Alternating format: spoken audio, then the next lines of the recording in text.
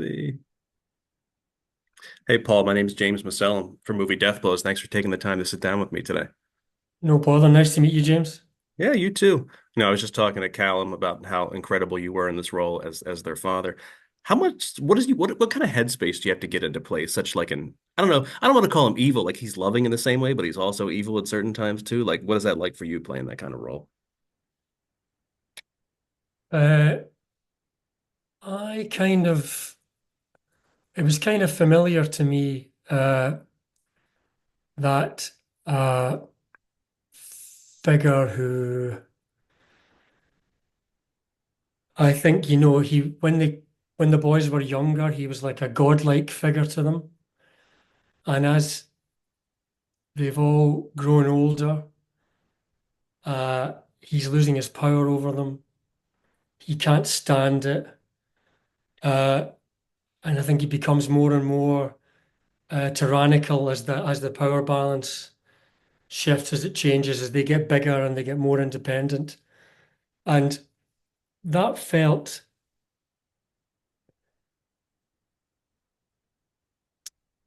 I don't want to justify his behavior, but uh, it was familiar to me, not with my own children, but with my own father, actually. So, uh, and I liked my dad, but he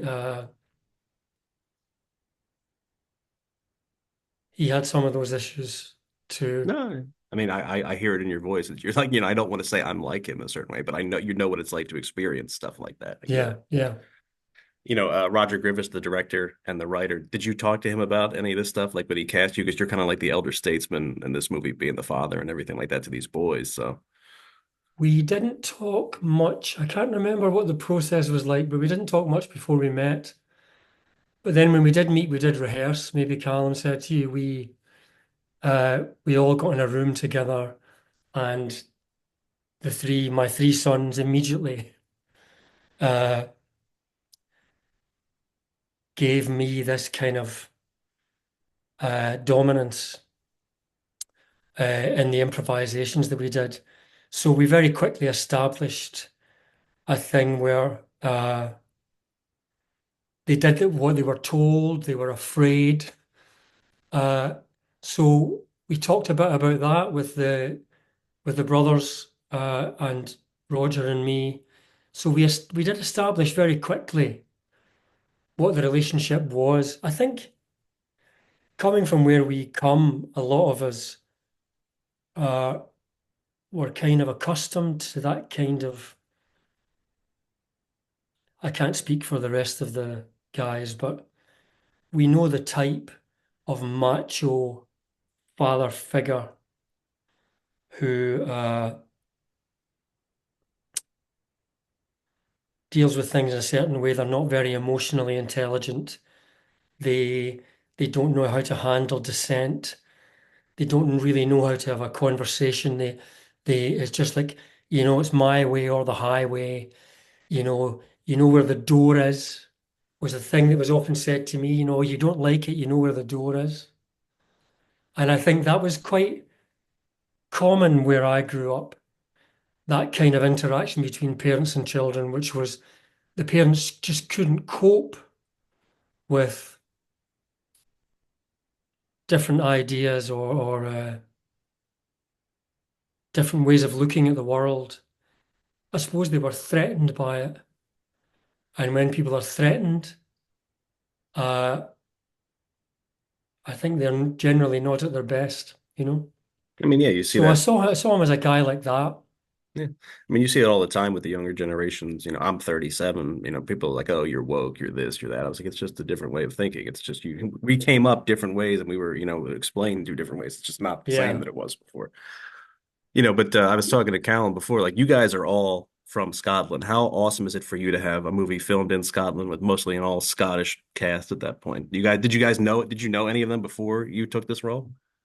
I knew Brian Vernel. We had done we did a play together. We did The Seagull here in London. And then we were in Slow Horses together. Do you get that show, Slow Horses, I don't on think so. Apple? It's on Apple with Gary Oldman. Oh, So yeah, all right, yeah, the spy one, spy one, yeah, yeah. yeah, yeah. Well, Brian and I were both in the first series of that. Uh, although our paths didn't cross very much doing that, but anyway, we knew each other and we play snooker together. Uh, I actually know what so that is. all right, cool. Uh, so yeah, we knew each other a little bit. Uh, but no, I didn't know the other guys at all. But we did establish they're great, they're terrific actors, you know. They were very open and very well, they're the opposite of my character, really. They are really emotionally intelligent. They were uh, they were very quick to they didn't confuse themselves with their characters. So they were very they were not deferential to me as a person, but their characters were very deferential to my character straight away. There was no messing around with that. You know, they were very quickly into the relationships, you know. I wanted to talk to you specifically because the first time I ever saw you in anything was in Gareth Evans' The Apostle from Oh 2018. yeah, And it was one yeah, of the most interesting movies I've ever seen. It's you, Michael Sheen, Dan Stevens, the great Welsh actor, Mark Lewis Jones, everybody like that. yeah. And I was like, oh, Paul's going to be in the woods again in a movie. I got to see this. But like, what was that experience like filming Apostle with all that stuff going on? I haven't seen anything like it. I still think about it all the time. The most amazing thing for me about filming Apostle was, although it was, maybe this happens in the States all the time, but although it was kind of filmed outdoors on location, that village was entirely built. That was a set on a hillside. So, and although it looked very rudimentary, you know, it had all sorts of electrical cables running underneath the ground. You know, they had done this great job so that when you were there, felt you were out in the wilds, but they could film anything. They could take the walls off the huts and stuff like that. So I loved that side of it. Uh, and it was very easy to believe in that community because there you were in this village, you know. Uh, it was great working with Michael again. I worked with him in the theatre very early on in his career. Uh, and yet you say Mark Lewis Jones is a great guy. Many Uh, people don't know his name, but everything I've ever seen him in, he's phenomenal. he's terrific. Yeah. And he's a very lovely man as well. I was telling them before, I used to live in Los Angeles for a while, and we took a tour of the Simpson studio years ago. And I know you got to do a voice on there last year as Hamish McWeldon or whatever it is, doing the groundskeeper Willie thing and everything like that. What was that like for you? Because it's such an important show for people my age, especially here. Like everybody's in it at some point. Everybody who's everybody is at a voice on The Simpsons at some point. Me too. I've loved The Simpsons. When my children were young, they were into it. So I watched a lot of The Simpsons with them. And, you know, the writing is so good, so sharp. Certainly, it was at times amazing. For me, it was like the best writing on television. Who was I talking to about that? Danny Boyle, the All director, right. Danny Boyle.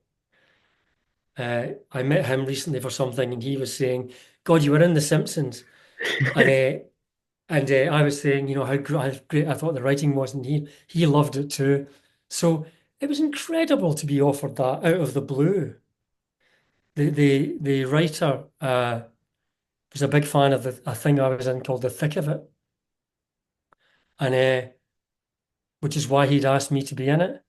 It was incredible.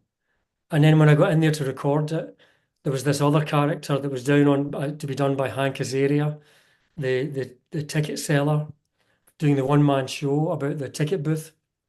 And he said, you know, do you want to have a go at that? I said, yeah, of course I'll have a go at it. So so I play that in the episode too. And which means, you know, my big scene in The Simpsons is with Lisa Simpson. It's incredible. And at the end, my name in the titles is over a picture of Bart doing something.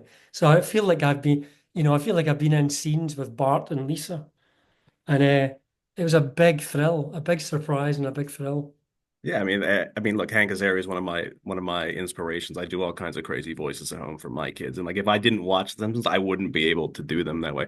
But like, you're from Scotland. What do you think of the groundskeeper Willie character that Dan Castellaneta does? Were you ever like offended by that, or you're just like, this is hilarious? It's just a character on who we are, but I think when I first heard it, I thought, for God, that's a terrible accent. But it sort of doesn't matter. I think, of course, at that time, there was just a few actors, they were doing all the voices. Of course, it got them into trouble later on, uh, when it wasn't a tiny little show, and of course, they could afford to branch out on who they cast, and which they did quite rightly. So I think I took it in that spirit early on. It's like, who can do a Scottish accent? Oh, I'll try, and he did it, and it's not great. But uh, I got used to it. yeah, You do get used to it if you're Scottish, because generally uh, the Scottish lead in a movie is generally not played by a Scottish person. But it's funny. I've done accents too, so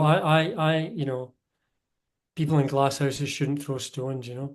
I was interviewing Ian Glenn a couple of weeks ago, who's also from Scotland. I asked him what's his favorite type of accent to do, and he told me he loves like the American New York accent. So, what is your favorite accent to you if you've done them before? I've just played an English politician, a real person called Geoffrey Howe. I really liked doing him because he's dead now, but he was for a long time he was Margaret Thatcher's right hand man, and he had this very very plummy, very very different voice from mine. But of course, I could watch him on YouTube, so it's amazing to have a real person. So you can go over it and over it to hone the sound you make. So that's probably been my favorite. Sure. I've done American. I've done all sorts. But yeah, certainly recently that was my favorite. You know, I just got to watch The Betrayal. It was great. I loved your performance there. But what other things do you have up coming in the future that you can tell us about? Any shows or movies that we haven't heard about or seen yet? That's tricky. Secret or like you just can't say anything about it yet? I don't think I'm allowed to say the next thing. I'm not allowed to say it for sure because well, I can't even say why I can't say it.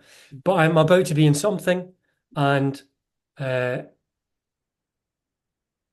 and I've just been offered something I'm with that you. that I haven't. Honestly, I'm probably going to do it, but I haven't told them that yet. So it's a bit tricky. But Well, that's in the theatre. when I see you pop up, and I'm like, that's what Paul was talking about. Then he couldn't say it, but now I know what it is. Yeah. They tie you up in knots now with, NDAs and stuff. Oh yeah, no doubt. I get them too. So it's like, Yeah. especially when you see something. But that's This all I. thing, the thing that I'm talking about that I'm about to do, it's legitimate. It's absolute. The reason it's secret is completely legit. Normally it's not. Normally there's no reason for it, Well, I can't wait to see what it is now. Now I'm going to be super but interested. I'll be Googling Paul Higgins every day from now on. it But probably won't take very long. that's all I've got for you today, Paul. I appreciate you sitting down with me. I loved you in The Betrayal. I can't wait for everybody to go see it. I know it came out last week, but hopefully we get to see more of you and we get to talk again in the future. Cool. I'm sorry I couldn't be more helpful there. No, you're good, man. Don't worry about it.